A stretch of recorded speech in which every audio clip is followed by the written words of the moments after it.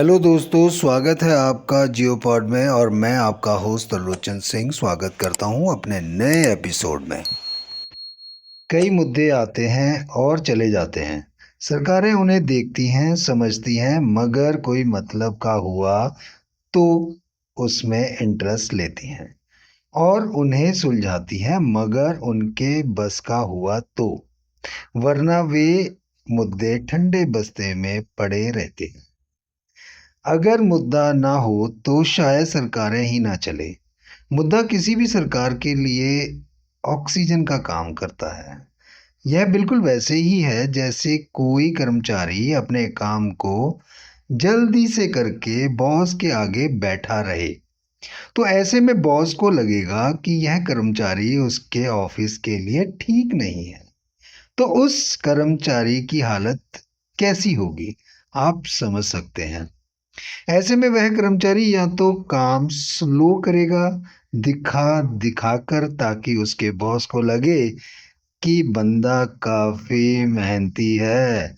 और अगर थोड़ा सा कर्मचारी और ज्यादा होशियार निकलता है तो वह उसी काम को कंपनी का अधिक खर्च करवा कर थोड़ा सा या फिर बहुत कंपनी का नुकसान करवा कर करेगा, जिससे ऐसा लगे कि काम बड़ी मुश्किल से हुआ है और जो काम कम समय में और बिना खर्चे के हो सकता था। यही सब आम जिंदगी में भी देखने को मिलता है। यहाँ पर जनता जो बॉस है और बाकी सरकारें कर्मचारी हैं। यहाँ फर्क सिर्फ इतना है कि बॉस मूक दर्शक है और मेन काम करने वाली सरकारें हैं, जिन्हें आम बोलचाल में जनता के नुमाइंदे भी कहा जाता है, मगर पता नहीं क्यों।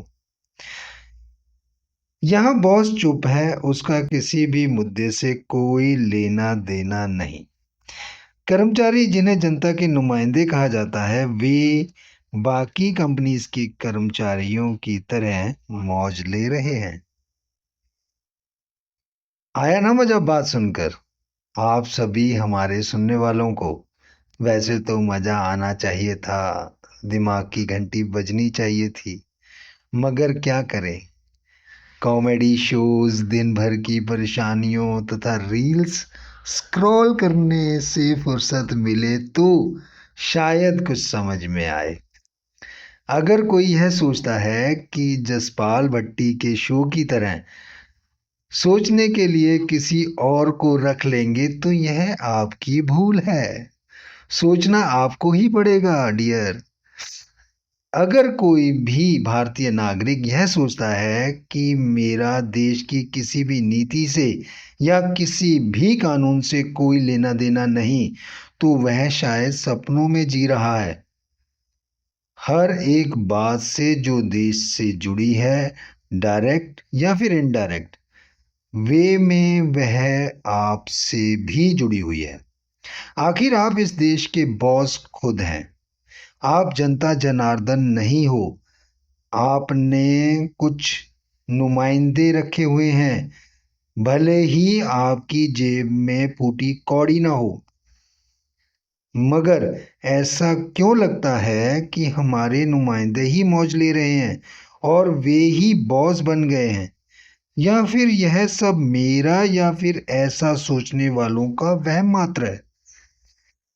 हाँ, एक बात जरूर है कि बात सोचने वाली है।